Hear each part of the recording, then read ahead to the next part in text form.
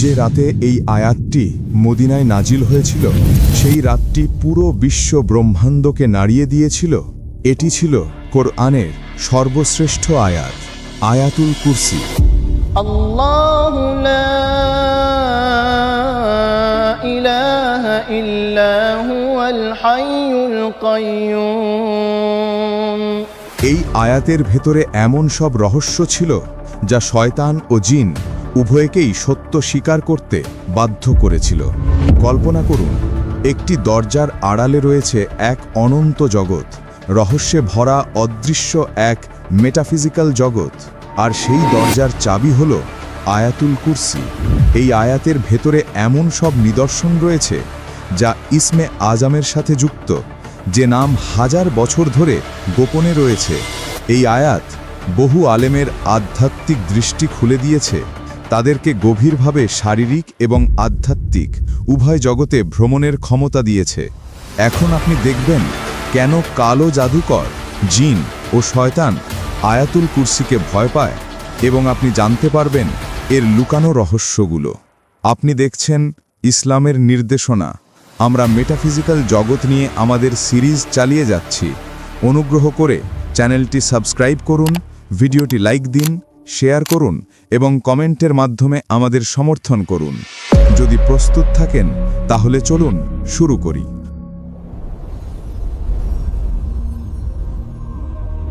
আয়াতুল কুরসি হল সূরা আল বাকারার 255 নম্বর আয়াত এবং এতে মোট 9টি বাক্য রয়েছে।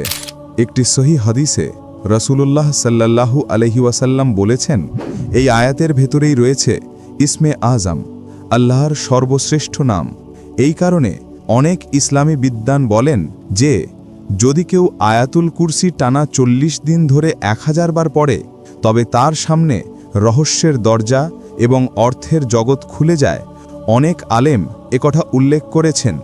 রাসূলুল্লাহ সাল্লাল্লাহু আলাইহি ওয়াসাল্লাম বলেছেন, আল্লাহর কুরসি পুরো মহাবিশ্বের চেয়েও বিশাল, যা মানুষের বোধগম্যতার বাইরে, কিন্তু আল্লাহর আরশের সঙ্গে তুলনায় কুরসি একটি বিশাল মরুভূমির মধ্যে ছুঁড়ে ফেলা ছোট একটি নাল ঘোড়ার নালের মতোই ক্ষুদ্র।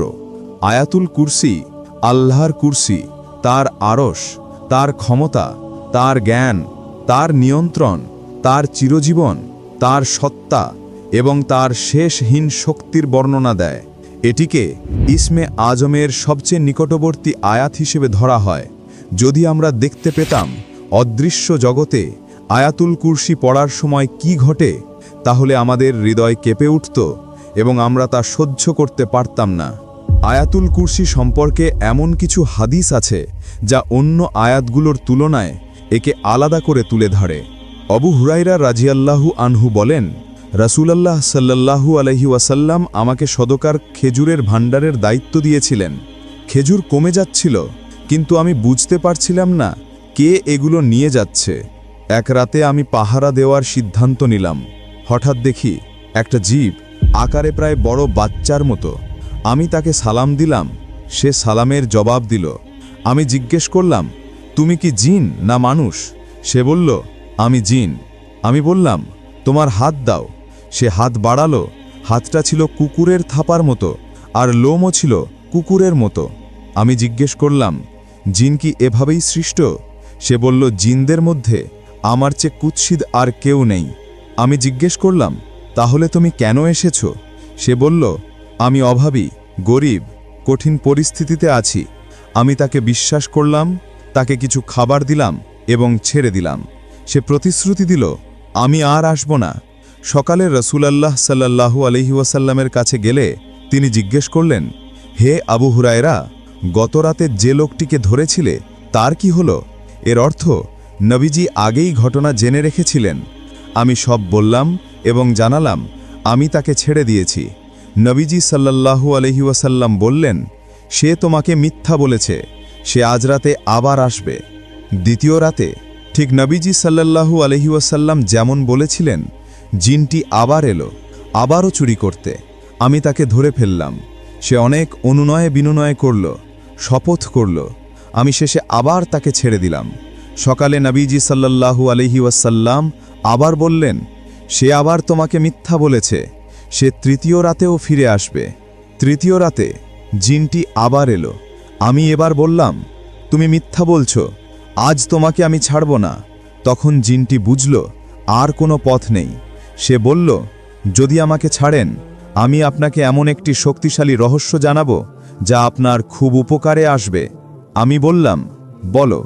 সে বলল, যখন আপনি রাতে শুতে যাবেন তখন আয়াতুল কুরসি থেকে এই অংশটি পড়বেন, আল্লাহু লা ইলাহা ইল্লাহুয়াল হাইয়ুল কাইয়ুম।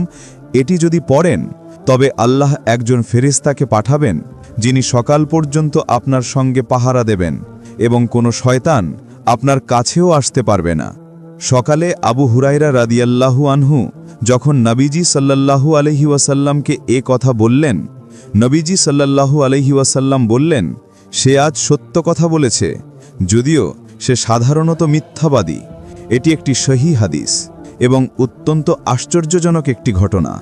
যে ব্যক্তি এই আয়াত পড়ে, আল্লাহ তার জন্য একজন ফেরেশতা পাঠান যিনি সকাল পর্যন্ত তাকে শারীরিক এবং আধ্যাত্মিক ক্ষতি থেকে রক্ষা করেন। এছাড়াও শয়তান তার কাছে আসতে পারে না।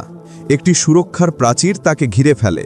আরও একটি হাদিসে আয়াতুল কুরসির মহত্ব সম্পর্কে এসেছে।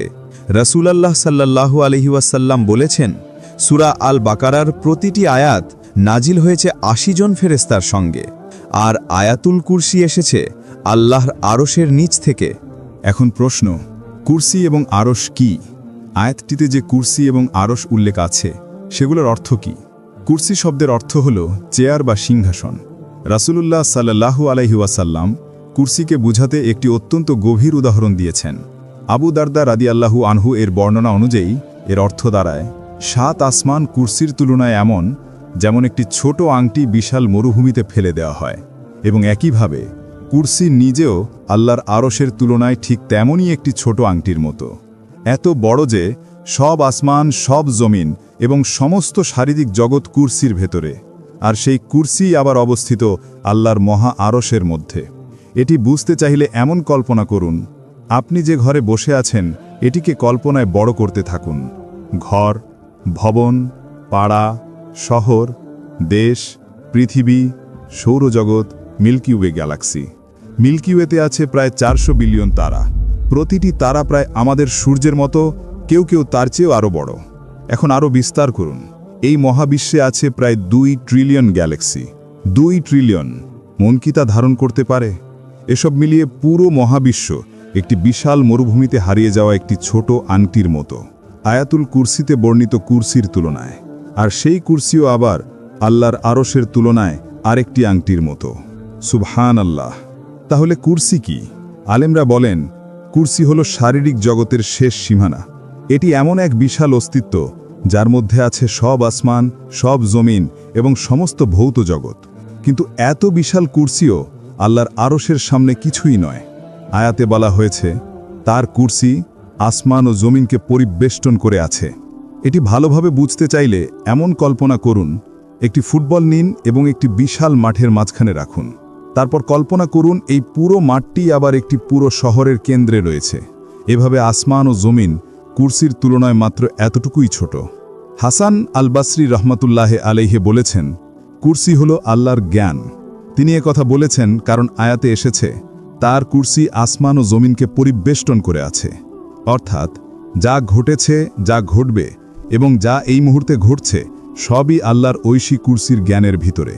কুরসির ভেতরে যা কিছু আছে সবই আল্লাহর আরশের অধীনে, আর আরশের নিচে যা আছে সবই পূর্ণরূপে আল্লাহর নিয়ন্ত্রণে থাকে। কুরসি আল্লাহর ভৌত জগতের উপর নিয়ন্ত্রণকে বোঝায়, পৃথিবী, নক্ষত্র, গ্রহ, গ্যালাক্সি ইত্যাদি। আরশ আল্লাহর অশরীরিক জগতের উপর নিয়ন্ত্রণ বোঝায়, রূহ, ফেরেশতা এবং অদৃশ্য মহাজগৎ। হযরত আলী রাদিয়াল্লাহু আনহু বর্ণনা করেন, কুরসির প্রতিটি পা ৭ আসমান এবং ৭ জমিনের পুরো মাপের সমান দীর্ঘ, এবং কুরসিকে আরশের সামনে স্থাপন করা হয়েছে। ৪ জন ফেরেশতা কুরসিকে বহন করেন। প্রত্যেক ফেরেশতার ৪টি মুখ আছে, আর তাদের পা রয়েছে ৭ জমিনের পেছনে থাকা বিশাল পাথরের উপর। আরশ বহনকারী ফেরেশতাদের সঙ্গে কুরসি বহনকারী ফেরেশতাদের মাঝে রয়েছে ৭০টি অন্ধকারের পর্দা এবং ৭০টি আলোকের পর্দা। যদি এই পর্দাগুলো না থাকত তাহলে আরশ বহনকারী ফেরেশতাদের আলো এত প্রবল যে কুরসি বহনকারী ফেরেশতাদের জ্বালিয়ে দিত। একটা সহি হাদিসে রাসূলুল্লাহ সাল্লাল্লাহু আলাইহি ওয়াসাল্লাম বলেছেন, আল্লাহ আসমান ও জমিন সৃষ্টি করার 50,000 বছর আগে সমস্ত সৃষ্টির পরিমাণ ও পরিমাপ নির্ধারণ করে দিয়েছিলেন। সে সময় আল্লাহর আরশ ছিল পানির ওপরে। আরশ সৃষ্টি হয়েছিল ইয়াকুত নামে এক বিশেষ লাল পদার্থ দিয়ে, যা আমাদের পরিচিত স্ফটিকের মতো নয়। এর এক প্রান্ত থেকে অন্য প্রান্ত পর্যন্ত দূরত্ব 5 মিলিয়ন বছরের যাত্রাপথের সমান। এই মহাবিশ্ব নিখুঁত ভারসাম্যের উপর দাঁড়িয়ে আছে এবং এই ভারসাম্য আল্লাহর কয়্যুমিয়া অর্থাৎ তার ধারাবাহিক রক্ষণাবেক্ষণ কামতার কারণে টিকে আছে। যদি একটি ছোট সূচের মাথা থেকে প্রতি সেকেন্ডে 1 বিলিয়ন পরমাণু ঝরে পড়ে, তবুও সূচের মাথার সমস্ত পরমাণু শেষ হতে 5,000 বছর লেগে যাবে। এটি পরমাণুর বিশাল সংখ্যাকে তুলে ধরে, আর এটাই পরমাণুর ক্ষুদ্রতার উদাহরণ। একজন সৎ হৃদয়ের মানুষ যদি এই অসংখ্য পরমাণুর শৃঙ্খলা ও সামঞ্জস্য পর্যবেক্ষণ করে এবং উপলব্ধি করে যে আল্লাহ তাদের টিকিয়ে রেখেছেন, তাহলে তার হৃদয় কেঁপে উঠবে এবং সে আল্লাহর সৃষ্টিকর্মে মুগ্ধ হবে। মানুষ হল আল্লাহর নাম ও গুণাবলীর সবচেয়ে বড় এবং সবচেয়ে সুন্দর আয়না। এই অর্থে মানুষ হল মাজহারে আজম, ঐশ্বরিক প্রতিফলনের সর্বোচ্চ স্থান, এবং নকশে আজম, সৃষ্টির সর্বোচ্চ নিখুঁত নকশা। মানুষ আল্লাহর গুণাবলীর সবচেয়ে স্বচ্ছ প্রতিচ্ছবি। যদি পুরো মহাবিশ্বকে ছোট করা হতো, তা মানুষের রূপ নিত, আর যদি মানুষকে বড় করা হতো, সে মহাবিশ্বে পরিণত হতো। আল্লাহর সব নাম ও গুণ মানুষের স্বভাবের মধ্যে নকশা হিসেবে প্রকাশ পায়। আর হ্যাঁ, এটাই সেই মহারহস্য যা আয়াতুল কুরসি আমাদের সামনে তুলে ধরে আল্লাহর মহানতা, আর আমরা কার সামনে দাঁড়িয়ে আছি তা স্মরণ করিয়ে দেয়। এই মহারহস্যটি বুঝে গেলে কিভাবে একজন মানুষ পাপ করতে পারে, কিভাবে সালাত ছেড়ে দিতে পারে, কিভাবে আল্লাহর আদেশ অমান্য করতে পারে। আমাদের বিশাল মহাবিশ্ব, যা চোখে অগাধ ও অসীম মনে হয়, আল্লাহর আরশের তুলনায় একটি মরুভূমির মধ্যে ছোট একটি ঘোড়ার নালের মতোই ক্ষুদ্র। তাহলে ভাবুন, আল্লাহর মহিমা আসলে কত বিশাল। রাসূলুল্লাহ সাল্লাল্লাহু আলাইহি ওয়াসাল্লাম উবাই ইবনে কাব রাদিয়াল্লাহু আনহুকে জিজ্ঞেস করলেন, হে আবু আল মুনজির, আল্লাহর কিতাবের মধ্যে তোমার কাছে থাকা কোন আয়াতটি সবচেয়ে মহান? উবাই রাদিয়াল্লাহু আনহু উত্তর দিলেন, আল্লাহ ও তার রাসূলই সর্বাধিক জানেন। নবীজি আবার জিজ্ঞেস করলে উবাই রাদিয়াল্লাহু আনহু বললেন, আল্লাহ, তিনি ছাড়া কোনো উপাস্য নেই, তিনি চিরঞ্জীব, সবকিছুকে ধারণকারী। অর্থাৎ তিনি আয়াতুল কুরসিকেই বোঝাতে চেয়েছিলেন। তখন নবীজি সাল্লাল্লাহু আলাইহি ওয়াসাল্লাম তার বুকে হাত রেখে বললেন, হে উবাই, এই জ্ঞান আপনার জন্য বরকতময় হোক। এ ঘটনা থেকে আমরা শিখি, আল্লাহর কিতাবের সর্বশ্রেষ্ঠ আয়াত হল আয়াতুল কুরসি। আর আশ্চর্যের বিষয় হল, উবাই রাদিয়াল্লাহু আনহু নবীজি সাল্লাল্লাহু আলাইহি ওয়াসাল্লাম বলার আগেই নিজের অন্তর্দৃষ্টি দিয়ে তা বুঝে ফেলেছিলেন। এর মানে এই আয়াতের ভেতর এমন এক অনন্য শক্তি ও মাহাত্ম্য আছে, যা মানুষের অন্তরে বিশেষ আলো জ্বালিয়ে দেয়। এমন আরেকটি আয়াত খুঁজে পাওয়া সত্যিই কঠিন।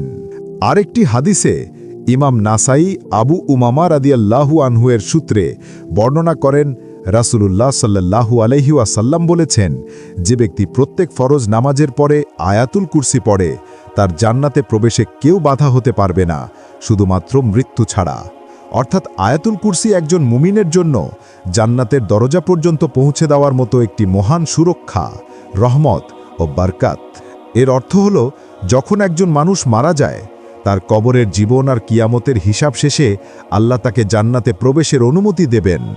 এ থেকেই বোঝা যায়, আয়াতুল কুরসি এমন একটি আয়াত যার বরকতে বান্দা জান্নাতে পৌঁছে যায় আল্লাহর ইজাজাতে। কিন্তু প্রশ্ন হল, আয়াতুল কুরসি কিভাবে অন্য আয়াতের চেয়ে শ্রেষ্ঠ? কোরআনের সব আয়াতই আল্লাহর, সবই সত্য, সবই হেদায়েত। এই আয়াতের বিশেষত্ব হল, এটি শুরু থেকে শেষ পর্যন্ত শুধুমাত্র আল্লাহকে বর্ণনা করে। এটি আল্লাহর গুণাবলী, তার সত্তা এবং কেমন রব তিনি তা ব্যাখ্যা করে। এটাই তাওহীদের মূল সারমর্ম। এবং আমরা খুব শিগগির দেখব, এই আয়াতের ভেতরেই লুকানো আছে ইসামে আজম, আল্লাহর সর্বশ্রেষ্ঠ নাম।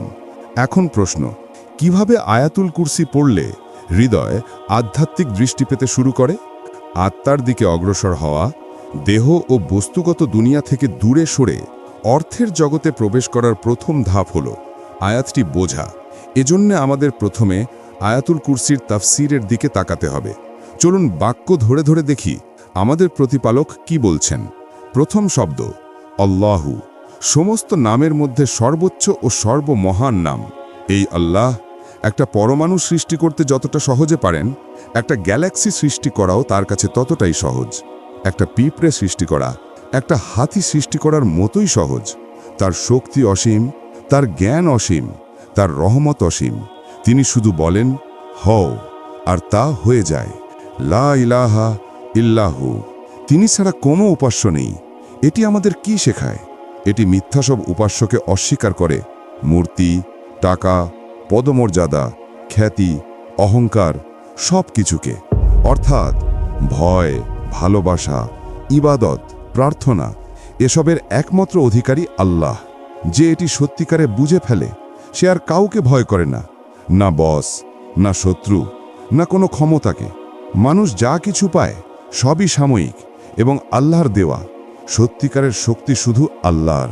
তিনি হাই, চিরজীবিত, তিনি চিরকাল বেঁচে থাকেন। আমরা সাময়িক, আমরা একদিন মারা যাব, কিন্তু তিনি কখনো মারা যান না। আমরা ছিলাম না, তবুও তিনি ছিলেন। আমরা হারিয়ে যাব, তবুও তিনি থাকবেন। তিনি কাইয়ুম, যিনি সব কিছুকে টিকিয়ে রাখেন, বহন করেন, চালান। এই মুহূর্তে আপনি যে শ্বাস নিচ্ছেন, কেন তা পাচ্ছেন? আল্লাহ দিচ্ছেন। আপনার হার্ট ধুক ধুক করছে, কে তা চালাচ্ছে? আল্লাহ। পৃথিবী ঘুরছে, কে ঘোরাচ্ছে? আল্লাহ। আল্লাহ যদি 1 সেকেন্ডের জন্য সাস্টেইনিং বন্ধ করে দিতেন, তাহলে পুরো মহাবিশ্ব ভেঙে পড়ত, সব ধ্বংস হয়ে যেত। লা তাখুজুহু সিনাতুম ওয়ালা নাউম, আল্লাহর না ঘুম পায় না ক্লান্তি আসে। এটা কেন বলা হয়েছে? কারণ আপনি ক্লান্ত হন, আপনি ঘুম ছাড়া থাকতে পারেন না। 2 দিন না ঘুমোলে আপনার শরীর মস্তিষ্ক ভেঙে পড়ে, কিন্তু আল্লাহ কখনো ক্লান্ত হন না, কখনো ঘুমান না, কখনো তন্দ্রায় ভোগেন না। মুসা আলাইহিস সালামের জাতি তাকে জিজ্ঞাসা করেছিল, আল্লাহ কি ঘুমান? মুসা আলাইহিস সালাম বিরক্ত হলেন। আল্লাহ তাকে বললেন, হে মুসা, তাদের কিছু দেখাও। তাকে বলা হলো, 2 হাতে 2টি পানি ভর্তি পাত্র ধরে রাখো, ফেলে দেবে না। মুসা আলাইহিস সালাম 1 ঘন্টা ধরে রাখলেন, 2 ঘন্টা ধরে রাখলেন। রাত হলেই তিনি ঘুমে ঢুলতে লাগলেন, হাত দুর্বল হলো এবং পাত্রগুলো পড়ে গেল। আল্লাহ বললেন, দেখলে, তুমি 2 পাত্র ধরে রাখতে পারলে না। আমি যদি ঘুমোতাম, পুরো মহাবিশ্ব ধ্বংস হয়ে যেত, আসমান জমিন ভেঙে পড়ত। এই কারণেই আয়াতে এটাকে বিশেষভাবে উল্লেখ করা হয়েছে। লাহু মা ফিস সামাওয়াতি ওয়া মা ফিল আরদ, আসমান ও জমিনে যা কিছু আছে সব তার। এই দুনিয়া আল্লাহর, এই গাছ আল্লাহর, এই দেহ আল্লাহর, এই জীবনও আল্লাহর। তার যখন ইচ্ছা এসব ফিরিয়ে নিতে পারেন। বাস্তবে কিছুই আপনার না, আপনি শুধু আমানতের রক্ষক। একদিন আপনাকে সমস্ত নিয়ামতের হিসাব দিতে হবে। তাই কখনো ভুলবেন না, আসল মালিক আল্লাহ, এবং বলুন যে আসমান ও জমিনে যা কিছু আছে সব আল্লাহর। মান জাল্লাজি ইয়াশফাউ ইনদাহু ইল্লাহ বিইজনিহি, কে আছে যে তার অনুমতি ছাড়া সুপারিশ করতে পারে? অর্থাৎ কেউ আপনাকে সাহায্য করতে পারে না যদি আল্লাহ অনুমতি না দেন। ডাক্তার আপনাকে সুস্থ করেন না, আল্লাহ সুস্থ করেন। বস আপনাকে রিজিক দেন না, আল্লাহ রিজিক দেন। আপনার বাবা মা আপনাকে জীবন দেননি, আল্লাহ দিয়েছেন। তাই চাইবেন শুধু আল্লাহর কাছে, দোয়া করবেন আল্লাহর কাছেই, ভয় করবেন শুধু আল্লাহকেই। এবার আসি ইসমে আজমের দিকে, আয়াতুল কুরসির ভেতরের সেই লুকানো রহস্যে। ভাবুন, একটি গোপন আলো যা মহাবিশ্বের গভীরতা খুলে দেয়, দোয়া কবুল হওয়ার দরজা খুলে দেয়, ইচ্ছা বাস্তবায়ন হওয়ার পথ তৈরি করে দেয়। এই আলো ইসমে আজম, আল্লাহর সর্বশ্রেষ্ঠ ও রহস্যময় নাম। যেমন লাইলাতুল কদর রমজানের ভিতরে লুকানো, এই নামটিও তেমনি লুকানো তার গুরুত্বের কারণে। এই রহস্য এমন এক নামের সঙ্গে যুক্ত যা আসমান জমিন কাঁপিয়ে দেয় এবং সরাসরি আল্লাহর শক্তির সাথে সম্পর্কিত। এর শক্তি এত গভীর যে একজন মানুষের জীবন, দুনিয়া ও আখেরাত 2 জগতেই বদলে যেতে পারে। ইসমে আজম এমন এক মহান রহস্য যা ইসলামী আলেম ও আউলিয়ার দ্বারা স্বীকৃত। এই নামটি পরিচিত আল্লাহর সর্বোচ্চ নাম হিসাবে। এ নামে রয়েছে আল্লাহর অসীম ক্ষমতা ও রহমতের প্রতিফলন। একজন বান্দার দুনিয়া ও আখেরাতের সুখ গোপনে লুকিয়ে আছে মারিফাতুল্লাতে, অর্থাৎ আল্লাহকে সত্যিকারে চেনার মধ্যে। আল্লাহকে জানা মারিফাতুল্লাহ আর আল্লাহকে ভালোবাসা মুহাব্বাতুল্লাহ। আজ মানুষ অশান্ত কেন?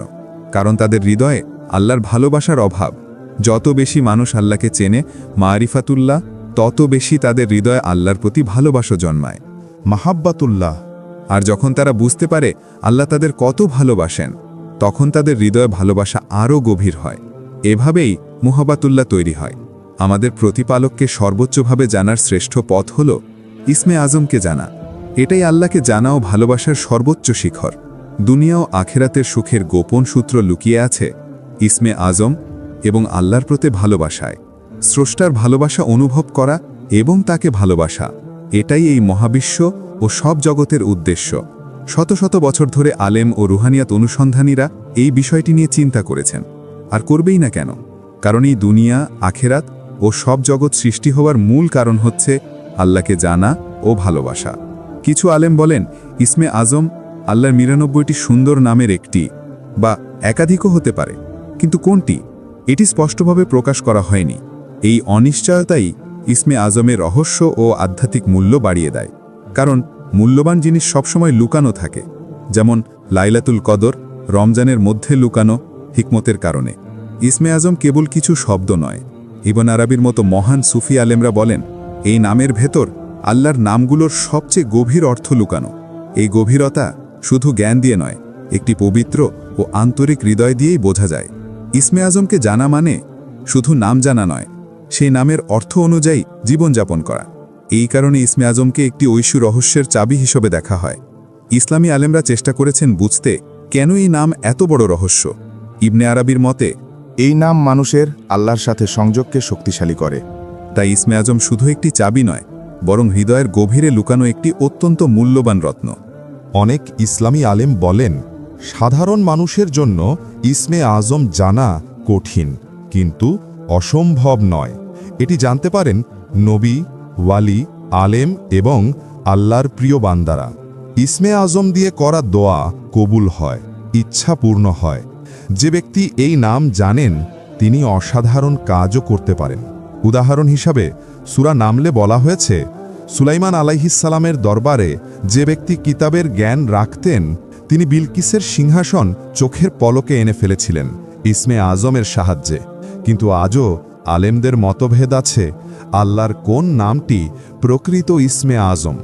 আবু হানিফা রাহমাতুল্লাহ আলাইহি বলেছেন ইসমে আজম কুরআনের কিছু নির্দিষ্ট আয়াতের মধ্যে লুকানো। আয়াতুল কুরসি ও সূরা ফাতিহার গভীর অর্থে এই নামের প্রভাব দেখা যায়। আবু হানিফার মতে এই লুকানো রহস্য আসলে পুরো কুরআনের সারাংশ। ইসমে আজমের হিকমতে পৌঁছানোর জন্য মানুষকে কুরআনের আয়াতগুলোর গভীর অর্থ বুঝতে হবে, কিন্তু শুধু পড়লেই হবে না।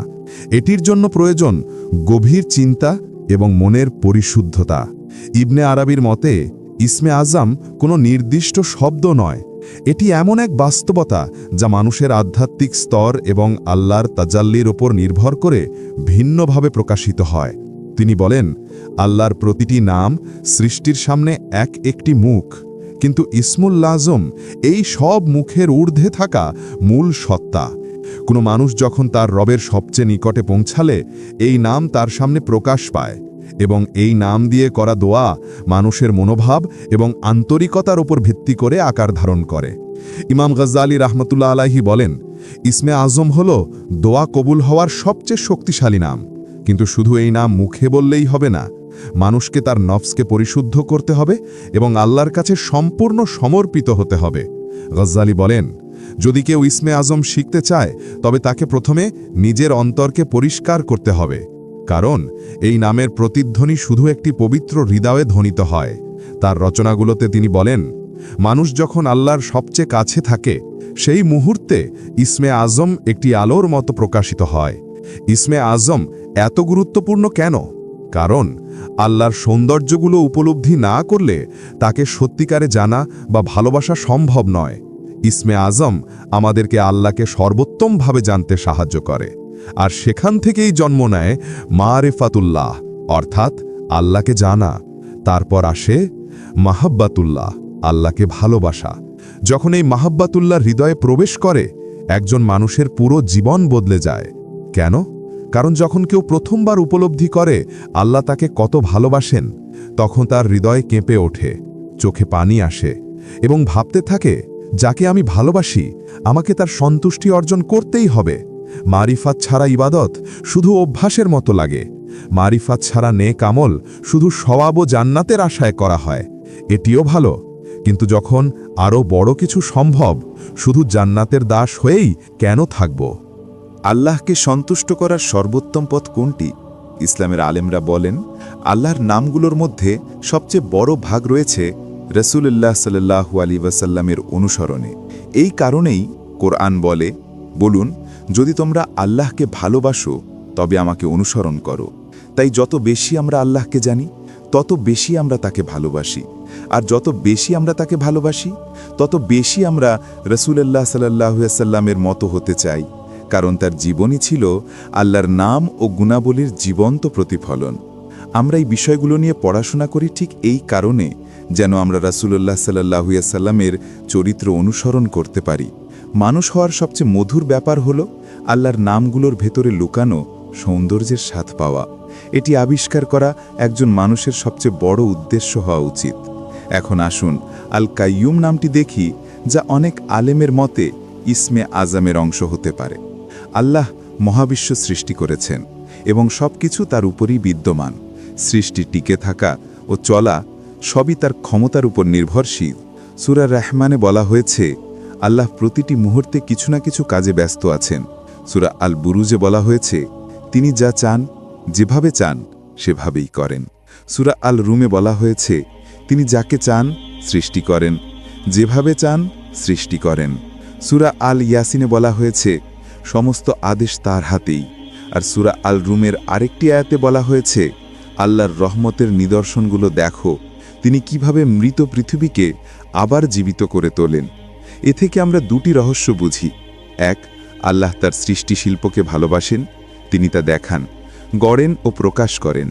দুই, আল্লাহ ভালোবাসেন সেই মানুষদের যারা তার সৃষ্টি চিনে নেয় এবং সেই কারণে তাকে ভালোবাসে। কাইয়ুমিয়াতের রহস্য মহাবিশ্বের রহস্যের সাথে যুক্ত।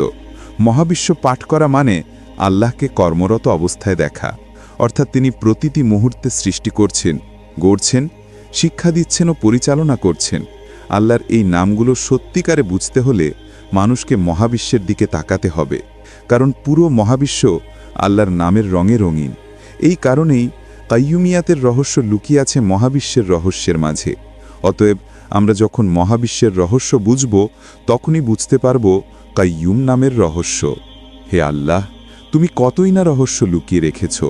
যখন আমরা মহাবিশ্বের দিকে তাকাই, দেখি সময়ের প্রবাহে সৃষ্টি ধ্বংসের চলমান চক্রে কিছু প্রাণী মাত্র কয়েক সেকেন্ডের জন্য সৃষ্ট হয়, তারপরে হারিয়ে যায়। আল্লাহ কিছু সৃষ্টি করেছেন যাদের আয়ু কয়েকদিন, কারো আয়ু কয়েক ঘন্টা, আবার কারো আয়ু মাত্র কয়েক সেকেন্ড। তাহলে প্রশ্ন আসে, এটাই কি তাদের পুরো দায়িত্ব? হ্যাঁ, এটাই। কিন্তু তারপর আমাদের মনে প্রশ্ন আসে, হে আল্লাহ, এত অল্প সময়ের জীবনের জন্য এত সৃষ্টি কেন, এত পরিশ্রম কেন? আসুন এই রহস্যটি বুঝি, মহাবিশ্বের রহস্য এবং কাইয়ুম নামের রহস্য। মহাবিশ্বে সকল সৃষ্টির যে অসাধারণ যাত্রা ও আন্দোলন, তা এমন নিখুঁত ভারসাম্য, পরিমিতি ও হিকমতের সাথে পরিচালিত হয় যে অসংখ্য প্রাণী আসছে ও যাচ্ছে, তবুও ভারসাম্য কখনো নষ্ট হয় না। সারা মহাবিশ্বের দিকে তাকান, কিছু প্রাণী অন্য প্রাণীকে খায়, কিন্তু তবুও ভারসাম্য নষ্ট হয় না। মহাবিশ্ব তার সম্পূর্ণ সুষম অবস্থায় চলতে থাকে।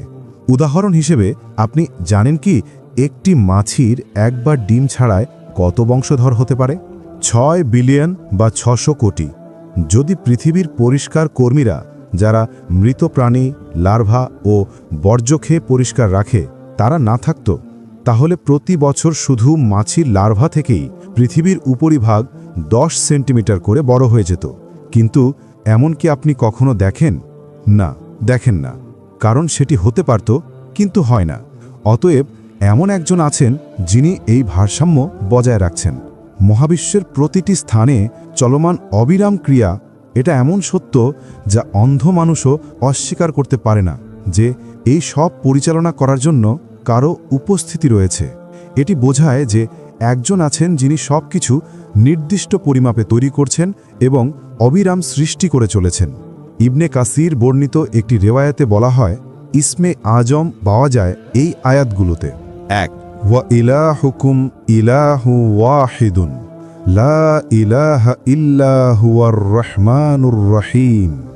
তোমাদের ইলাহ একই ইলাহ, তিনি ছাড়া আর কোনো ইলাহ নেই, তিনি পরম দয়ালু, পরম করুণাময়। সূরা বাকারা 2:163। আলিফ লাম মিম। আল্লাহু লা ইলাহা ইল্লা হুয়াল হাইয়ুল কাইয়্যুম। আলিফ লাম মিম। আল্লাহ, তিনি ছাড়া আর কোনো ইলাহ নেই, তিনি চিরঞ্জীব, সব কিছুর অভিভাবক ও ধারক। সূরা আলে ইমরান 3:1-2। মালালি মুহাম্মদ হামদি ইয়াজির তিরমিজি, আবু দাউদ ও নাসাই থেকে বর্ণনা করেন, রাসূলুল্লাহ সাল্লাল্লাহু আলাইহি ওয়াসাল্লাম এক ব্যক্তিকে দোয়া করতে শুনলেন, হে আল্লাহ, আমি তোমার কাছে চাই, কারণ সমস্ত প্রশংসা তোমারই, তুমি ছাড়া কোনো উপাস্য নেই, তুমি মহাশক্তিশালী, আসমান জমিনের স্রষ্টা, মহিমা ও সম্মানের অধিপতি, হে চিরঞ্জীব, হে সর্বকিছু ধারণকারী। রাসূলুল্লাহ সাল্লাল্লাহু আলাইহি ওয়াসাল্লাম তখন সাহাবীদের জিজ্ঞেস করলেন, তোমরা জানো সে কোন নামে দোয়া করেছে? সাহাবীরা বললেন, আল্লাহ ও তার রাসূলই ভালো জানেন। রাসূলুল্লাহ সাল্লাল্লাহু আলাইহি ওয়াসাল্লাম বললেন, আমি শপথ করে বলছি, সে আল্লাহকে তার সর্বশ্রেষ্ঠ নাম ইসমে আজম দিয়ে ডাকেছে।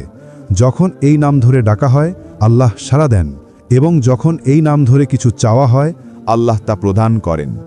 সূরা বাকারা 2:163 এর তাফসির করতে গিয়ে মোহাম্মদ হামদি ইয়াজির বলেছেন, যদিও হুয়া একটি সর্বনাম, তবু এটি এমনভাবে ব্যবহৃত হয়েছে যেন এটি আল্লাহর সর্বশ্রেষ্ঠ নাম নির্দেশ করে, কারণ এটি সরাসরি আল্লাহর সত্তার দিকে ইঙ্গিত করে।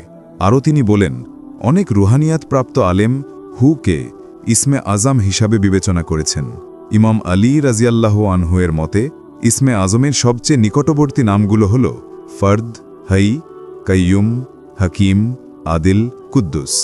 ইমাম আজম আবু হানিফার মতে ইসমে আজম গঠিত দুই নাম থেকে, হাকিম ও আদিল। গাউসুল আজম আব্দুল কাদের জিলানির মতে ইসমে আজম হল ইয়া হাইয়ু, আর ইমাম রাব্বানির মতে ইসমে আজম হল কাইয়ুম। আর বহু বুজুর্গ আলেম নিজেদের রুহানি অভিজ্ঞতা অনুযায়ী ভিন্ন ভিন্ন নামকে ইসমে আজম বলেছেন। আল্লাহু আকবার, আল্লাহ মহান।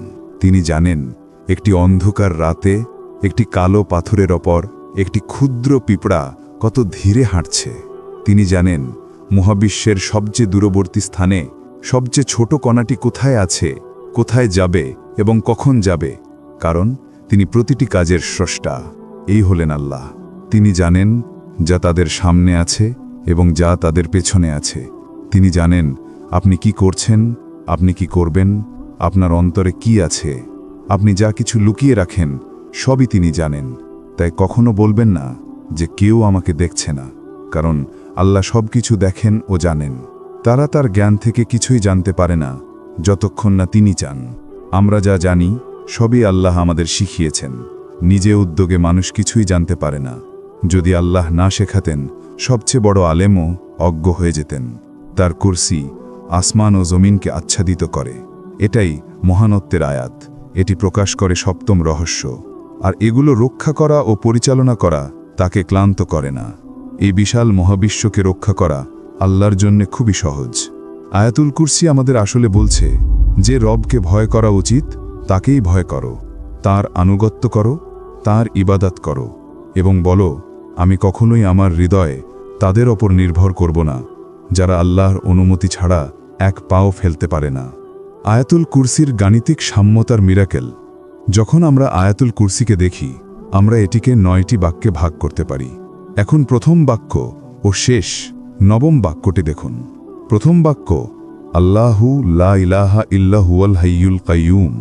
আল্লাহ, তিনি ছাড়া কোনো উপাস্য নেই, তিনি চিরঞ্জীব, সবকিছুর ধারক ও রক্ষক। হাইয়ুল কাইয়ুম এর অর্থ তিনি জীবন দান করেন, তিনি জীবনের উৎস এবং তিনিই সবকিছু চালিয়ে রাখেন। নবম বাক্যটি হল ওয়াহুয়াল আলিউল আজিম, তিনি অতি উচ্চ, অতি মহান। প্রথম ও শেষ বাক্যে আল্লাহর দুটি নাম এসেছে। এই কারণে প্রথম ও শেষ বাক্য একে অপরের পরিপূরক। এটি আয়াতের এক প্রান্ত থেকে আরেক প্রান্ত পর্যন্ত দিব্য সামঞ্জস্য প্রকাশ করে। এবার দেখুন দ্বিতীয় বাক্য ও শেষ থেকে দ্বিতীয় অর্থাৎ অষ্টম বাক্যটি। দ্বিতীয় বাক্য, তাকে তন্দ্রা ও ঘুম স্পর্শ করতে পারে না। 8 নম্বর বাক্যটি হচ্ছে, আসমান ও জমিনকে রক্ষা করা তাকে ক্লান্ত করে না। এই দুই বাক্য সম্পূর্ণভাবে একে অপরের সঙ্গে মিলে যায়। দুটোই বলছে আল্লাহকে কিছু ক্লান্ত করতে পারে না, কিছু তাকে পরাভূত করতে পারে না।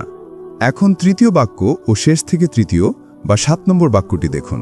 3 নম্বর বাক্য, যা কিছু আসমান ও জমিনে আছে সবই তার, অর্থাৎ তিনি সব কিছুর মালিক।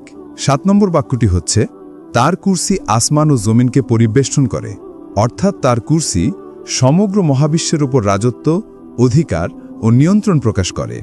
এইভাবে তৃতীয় ও 7 নম্বর বাক্য অসাধারণভাবে মিল রাখে।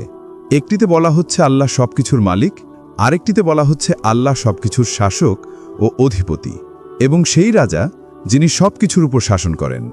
এখন চতুর্থ বাক্য এবং শেষ থেকে চতুর্থ বা 6 নম্বর বাক্যটি দেখুন। 4 নম্বর বাক্য, তার অনুমতি ছাড়া কেউ সুপারিশ করতে পারে না। 6 নম্বর বাক্য হচ্ছে, তার চাওয়ার বাইরে তারা তার জ্ঞান থেকে কিছুই আয়ত্ত করতে পারে না। দুটি বাক্যই আল্লাহর অনুমতি ও ইচ্ছার সাথে সম্পর্কিত। আল্লাহ যদি অনুমতি না দেন, কারো সুপারিশ নেই। আল্লাহ যদি ইচ্ছা না করেন, কেউ কিছুই জানতে পারে না। এভাবে চতুর্থ ও ষষ্ঠ বাক্য পরস্পরকে সুন্দরভাবে সম্পূর্ণ করে। এখন মাঝখানে একটি বাক্য থাকে, তা হল পঞ্চম বাক্য। 5 নম্বর বাক্যটি হচ্ছে, তিনি জানেন তাদের সামনে কি আছে এবং পেছনে কি আছে। এর অর্থ হল আল্লাহ জানেন তার বান্দারা কি করেছে এবং কি করবে। তিনি জানেন কারণ তিনি সর্বজ্ঞানী। তিনি সময় ও স্থানের ঊর্ধ্বে, তাই তার থেকে কিছুই গোপন থাকতে পারে না। আর একই সাথে এই বাক্য আরেকটি ইঙ্গিত দেয়, এই পঞ্চম বাক্যটি ঠিক কেন্দ্রে আছে এবং এটি দেখায় যে এর আগের 4টি বাক্য এবং পরের 4টি বাক্য নিখুঁত সামঞ্জস্যে সাজানো। এই সুন্দর সমতা বা সামঞ্জস্য কে জানে? আল্লাহ, কারণ তিনি এটি সৃষ্টি করেছেন। তিনি যেহেতু জানেন, তাই তিনি এই আকারে পূর্ণ জ্ঞানের সাথে আমাদের সাথে কথা বলেছেন। কে এমনভাবে কথা বলতে পারে? বন্ধুরা, কে এমন সৌন্দর্য, বাকপটুতা এবং নিখুঁত সামঞ্জস্য সৃষ্টি করতে পারে? আর কোনো গ্রন্থে এমন পাওয়া যায়? যখন আমরা পুরো সূরা আল বাকারা দেখি, তখন দেখি এটিও 9টি প্রধান বিষয় বিভক্ত এবং এই 9টি বিষয়ও পরস্পরের সঙ্গে 1 থেকে 9, 2 থেকে 8, 3 থেকে 7, 4 থেকে 6 হিসেবে সামঞ্জস্যপূর্ণ। ঠিক আয়াতুল কুরসির সিমেট্রির মতো এটি আরেকটি চমৎকার অলৌকিক সামঞ্জস্য। সূরা ইউসুফেও অনুরূপ কিছু দেখা যায়। এটি কোরআনের 12তম সূরা। নবী ইউসুফ আলাইসাল্লাম ছিলেন 12 ভাইয়ের একজন। যখন আমরা পুরো সূরা ইউসুফকে 12টি প্রধান বিষয় বিশ্লেষণ করি, তখন দেখি সেগুলিরও সুন্দরভাবে পরস্পরকে সম্পূর্ণ করে নিখুঁত একটি কাঠামো গঠন করে। এবার আসি পরবর্তী প্রশ্নে, আয়াতুল কুরসির ফজিলত কি এবং তার রহস্য ও শক্তি থেকে উপকার পেতে আমরা কি করব? ইসলামী আলেমরা পরামর্শ দিয়েছেন, বন্ধুরা, আয়াতুল কুরসি একটি কাগজে লিখুন অথবা ইন্টারনেট থেকে প্রিন্ট করুন, তারপর সেটি আপনার দরজায় বা ঘরের দৃষ্টিগোচর স্থানে ঝুলিয়ে রাখুন। প্রতিদিন আয়াতুল কুরসির দিকে তাকান, পড়ুন আর অর্থ নিয়ে চিন্তা করুন। আপনি দেখবেন আপনার ঘরে যে বরকত, শান্তি ও প্রশান্তি প্রবেশ করবে তা ভিন্ন মাত্রার হবে। ভ্রমণে বের হওয়ার সময় বা বাইরে যাওয়ার আগে 7 বার পড়া সুন্নাহ হিসেবে বলা হয়েছে। এই আয়াতকে আয়াতুল কুরসি বলা হয় কারণ এতে আল্লাহর কুরসি উল্লেখ আছে। গভীর অর্থ ও বিশেষ গুণাবলীর কারণে এটি বরাবরই বিশেষ মনোযোগ পেয়েছে। অনেক উৎসে বলা হয়েছে সুরক্ষা, দুয়া কবুল, রোগ মুক্তি ইত্যাদির জন্য এটি পড়া উত্তম। কোরআনের কিছু আয়াতে ইসমে আজমের প্রভাব থাকে বলে বলা হয় এবং সেই আয়াতগুলো দুয়া কবুলের ক্ষেত্রে বিশেষ ভূমিকা রাখে। তার মধ্যে একটি আয়াত আয়াতুল কুরসির মধ্যেই রয়েছে। এই বরকতময় আয়াতগুলো পড়া যায় আল্লাহর সন্তুষ্টির জন্য, দুনিয়া ও আখেরাতের কল্যাণের জন্য, দুশ্চিন্তা থেকে মুক্তির জন্য, শয়তান এবং সব ধরনের অশুভ থেকে বাঁচার জন্য, জালেম ও শত্রুর হাত থেকে সুরক্ষার জন্য, ঋণ মুক্তির জন্য, হালাল রিজিকের জন্য, কোনো গুরুত্বপূর্ণ কাজে সফলতার জন্য। এই আয়াত হল আয়াতুল কুরসির প্রথম বাক্য, আল্লাহু লা ইলাহা ইল্লা হুয়াল হাইয়ুল কাইয়ুম। আল্লাহ, তিনি ছাড়া কোনো উপাস্য নেই, তিনি চিরঞ্জীব, সর্বধারক। আজ আমরা আয়াতুল কুরসির অর্থ, জ্ঞান, রহস্য ও গভীরতা ব্যাখ্যা করেছি। আল্লাহ আমাদের সবাইকে আয়াতুল কুরসির সমুদ্রের গভীরে প্রবেশ করার তৌফিক দিন। বিশ্বাস করুন, যদি আপনি আয়াতুল কুরসি এই অর্থকে হৃদয়ে রেখে পড়েন, তাহলে ধীরে ধীরে আপনার জন্য রহস্যের দরজা খুলবে, মর্মজগতের দরজা খুলবে, শান্তির দরজা খুলবে, দুনিয়া ও আখিরাতের বরকতের দরজা খুলবে এবং আপনার হৃদয়ের বন্ধ চোখ খুলে যাবে। এবং যদি আপনি এখনও আমাদের চ্যানেলে সাবস্ক্রাইব না করে থাকেন, তাহলে সাবস্ক্রাইব করতে ভুলবেন না। ভিডিওটি লাইক ও শেয়ার করুন, আপনার বন্ধুদের পাঠান। আল্লাহ আপনাদের সবাইকে হেফাজত করুন। আমাদের চ্যানেলে আমরা 160-এরও বেশি ইসলামিক গল্প, ইসলামিক জীবন গঠন, কুরআনের উপকারী তাৎপর্য, নবীদের কাহিনী আর তাদের উম্মবদের ইতিহাস অ্যানিমেশনের মাধ্যমে তুলে ধরি। সেই সময়গুলো কেমন ছিল, তারা কি পরীক্ষার মুখোমুখি হয়েছিল। আমরা কোরআন, সুন্নাহ ও প্রামাণ্য ইসলামিক ইতিহাসের উপর ভিত্তি করে সেসব মুহূর্ত জীবন্ত করে তুলি। আমরা বিশ্বাস করি, ভুলে যাওয়া উৎস থেকে পুনরুজ্জীবিত জ্ঞান আপনার ঈমানকে শক্তিশালী করবে এবং ইসলামের খেদমতে সাহায্য করবে। আমাদের চ্যানেল শুধু ইতিহাসেই সীমাবদ্ধ নয়, আমরা ইসলাম ও বিজ্ঞানের সম্পর্কও তুলে ধরি। আমরা কোরআনের মজেজাগুলো তুলে ধরি এবং সেগুলোর আধুনিক বিশ্বের সঙ্গে সম্পর্ক ব্যাখ্যা করি ইসলামী পণ্ডিতদের ব্যাখ্যার আলোকে। এইভাবে আমরা যুক্তির মাধ্যমে ঈমানকে শক্তিশালী করার লক্ষ্য রাখি। আমরা বিনীতভাবে অনুরোধ করছি, শুধু সাবস্ক্রাইব নয়, ভিডিওগুলো শেয়ার, লাইক ও কমেন্টও করুন। এতে আমরা আরও বেশি মানুষের কাছে পৌঁছাতে পারব।